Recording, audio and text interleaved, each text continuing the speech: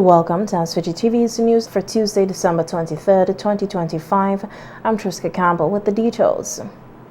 Members of the House of Assembly, with the exception of those who will serve on the opposition benches, were sworn in today at the temporary Parliament building in Glen.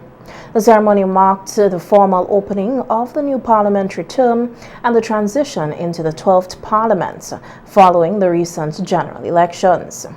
The proceedings included the appointment of a new Speaker of the House, Rania Durham-Balcom, and a new Deputy Speaker, Jamali John.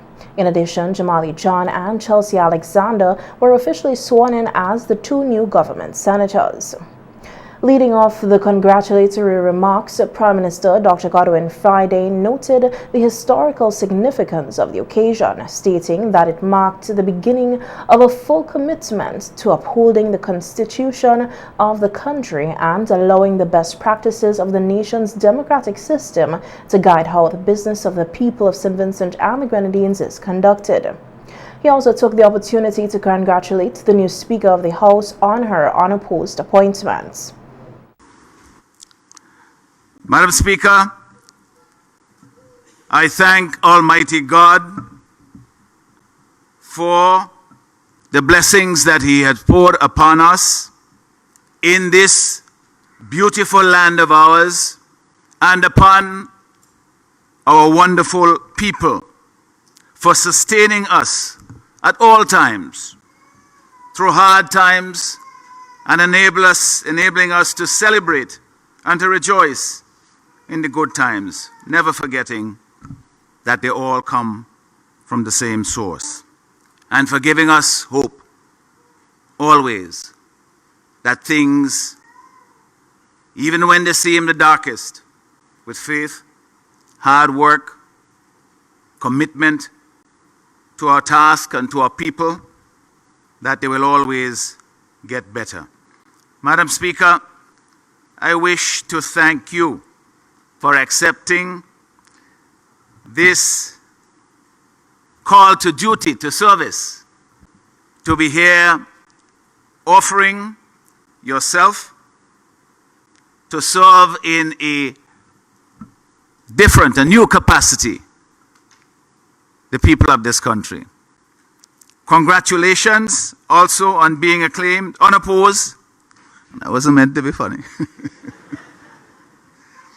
As Speaker of this Honorable House. Those who know you will not in any way be surprised, first of all, by your accepting the challenge and by you receiving the support of all the members on this side of the House. The Prime Minister also congratulated the two new government senators, Jamali John and Chelsea Alexander, the Clerk of the House of Assembly, on her return to the position, albeit a temporary one, as well as the returning of new members who are now sitting on the government bench.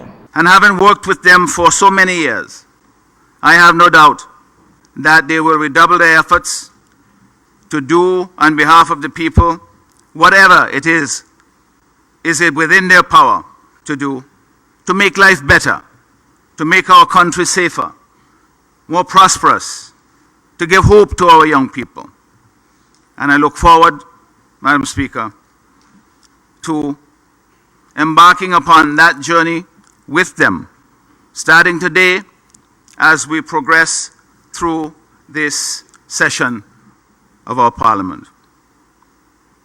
To the new members, and a special welcome.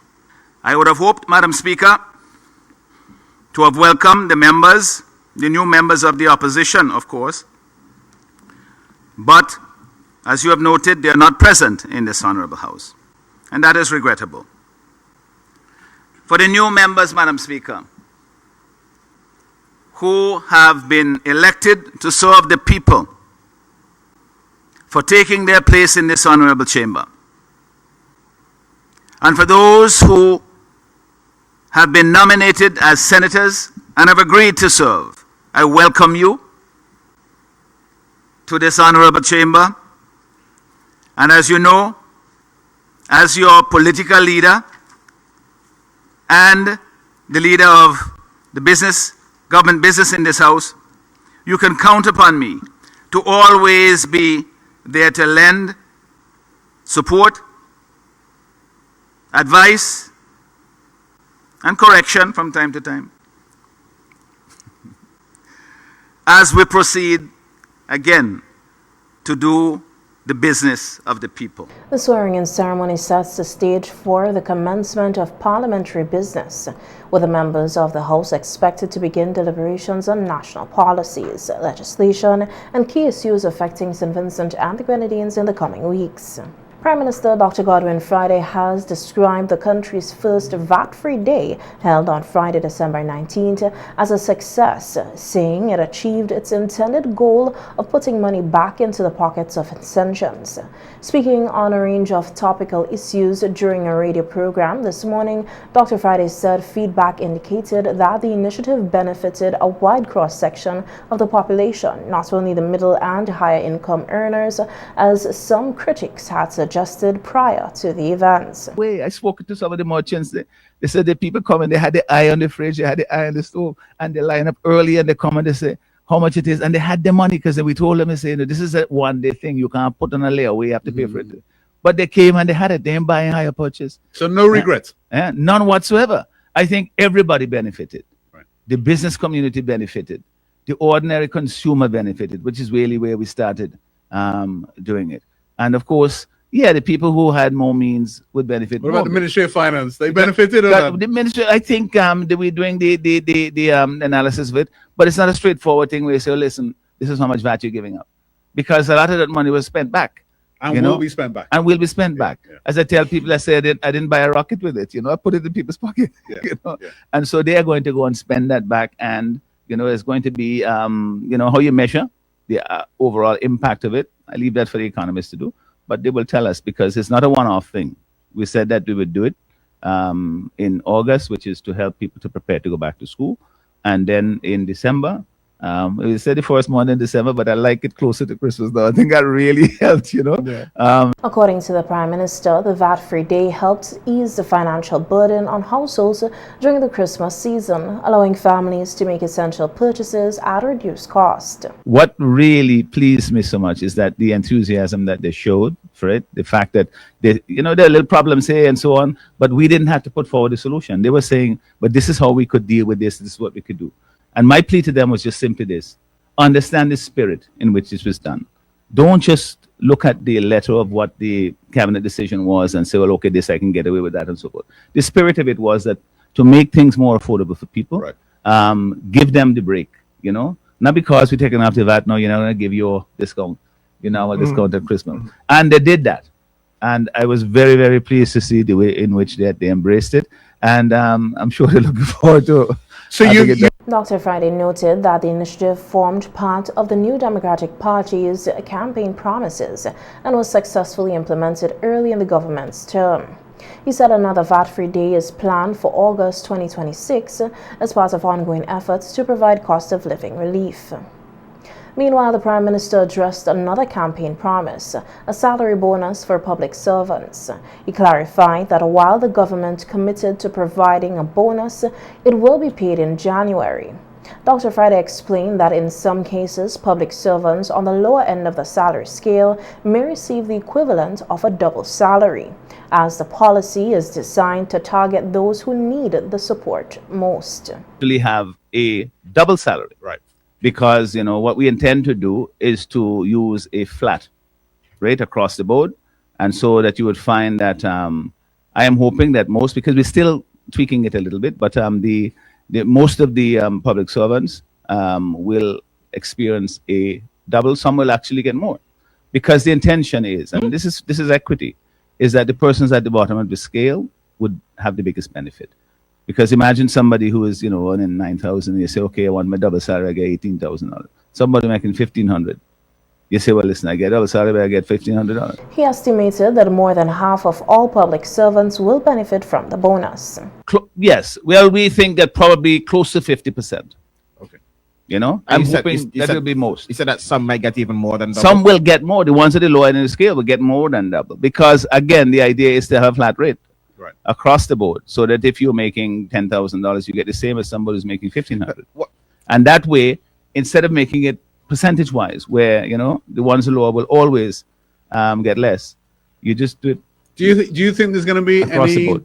discontent if, let's say, I'm on 5,000 and I don't get 5,000, I get say 3,000? No, I think people are reasonable. They know what the intent is to put some money back into your pocket. Mhm. And the point of the matter is that we are doing it as a measure from the public purse to say we are going to help you with the cost of living crisis. For those persons at the lower end of the scale, you know, they will see the greatest benefit from it, which is what you always have to look at when you're dealing with equity. And for those persons who are at the top end of the scale, they will also have the same benefit. It's not like some are getting more than the others. Proportionately, maybe, but how can you argue when if you are making $8,000, you get the same amount as somebody who's making $3,000? Dr. Friday also noted that additional promises, including the poor relief program, he said the increased payments will be catered for in a 2026 budget, which is expected to be presented in January. Turning to government finances, the Prime Minister acknowledged that the country is facing significant financial challenges. He highlighted that St. Vincent and the Grenadines is currently carrying approximately $3.1 billion in debt. Dr. Friday explained that the debt level is partly driven by outstanding payments owed to local businesses, adding that the government is working to address these obligations while managing fiscal constraints. Government finances, we knew this before we were in government. I mean, in opposition, we knew that government finances are tight. You have a debt now is over $3 billion. You have 3 thought it was- billion. I thought it was- 3 billion. I thought it was Two. one point something. $3 billion. We have Break that down for us approximately. $3.1 billion in public debt. Where's it owed to? Well, it's owed to many different places. You know, a lot of it is owed to bilateral, you know, countries. Some of it is owed to CDB. Some of it is owed in financial instruments that we wrote to be able to pay for certain things. And it's accumulated over a number What of about years. like local businesses like that? And well, that's the other thing. There is the debt, but there's also the payables that we have not been honoring to local businesses, and it's quite a lot. And when you're taking that money out of the local economy. On the proposed Citizenship by Investment CBI program, Dr. Friday confirmed that the initiative is expected to be rolled out next year. He said given that the country's current debt situation, the program is now more necessary than ever as a potential revenue-generating measure. So I believe that the programs are going to be there, and we intend to proceed with our plan to have a citizenship by investment program here in the country, because I believe we are reaching a point now with debt of $3.1 billion. 36 cents out of every dollar goes to service the debt. You can't borrow much more. And in these day and age, people are not coming to say, listen, here is some money here, and they accept that they're demanding things that you can't give. You know, How soon does your government intend to have a CBI program up and running? this year.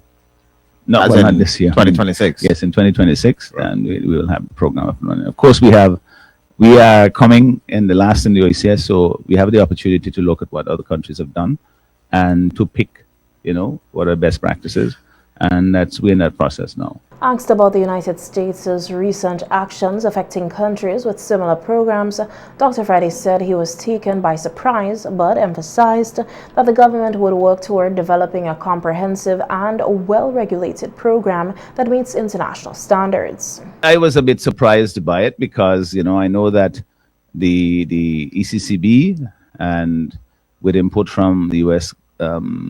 Government, U.S. officials, and from European people who have raised questions about the CBI program, they've all had input in it, and they made some adjustments which were satisfactory to those persons. So I was surprised by it, but I don't think it jeopardizes the program. I think that there may be other reasons why you know, those actions were taken, but we have to get those from the people who did it. It's not. Well, I don't know what the situation, what those countries were told. What I do know is that there are other countries with CBI programs that have not been affected, and that assurances I've gotten from persons in U.S. government was that there were ameliorative measures that they wanted to see, and those are being done. So, I mean, I don't see that that is a death knell to CBI programs. You know, you have to understand that these programs are, what's driving them is demand from people who are high net worth people. These are people whose interests tend to get, you know, priority Right. in global and domestic affairs. Meanwhile, 3 weeks into his term, Prime Minister Friday revealed that he has not yet moved into the official Prime Minister's residence. He cited the poor condition of the building, noting that it requires repairs before it can be occupied. It's the people's place, you know, and that's where the Prime Minister is supposed to reside. But as it is now, it's not in condition to be used now. It needs quite a bit of work. Really? Yes, it does. And so that process of assessment, I've asked people at Bragset to go and have a look at it and see what we need to do. Did that surprise you? It did, yeah, because quite a lot of money was spent on it over the years. I think a lot of it is just simply, it was an older building too, and you know, there's a lot of mismatch things that are in there that simply need updating as we're doing at the same time. But it's But if so much money was spent on it, how did it end up in that? How did it deteriorate? So well, I mean, it's not just the police complaining. So it's a good question. You know, there's also the grounds are in fabulous condition. I mean, it's a nice building, and it deserves to be, you know, a place for the people should always be proud to look at and to visit and so forth. And my intention is really Official there. receptions there. Official reception, but also if people come and they come to meet you, they could come in the living room and talk to, because it's their place. You know, I'm only using it temporarily. And Still on local scene, residents of St. Vincent and the Grenadines are being encouraged to enjoy the Christmas season while remaining mindful of their sugar intake. According to community dietitian Melody Hercules stressed that the holiday period, while rich in tradition and celebration, often comes with increased consumption of sweet foods and drinks, which can contribute to long-term health issues if not managed carefully.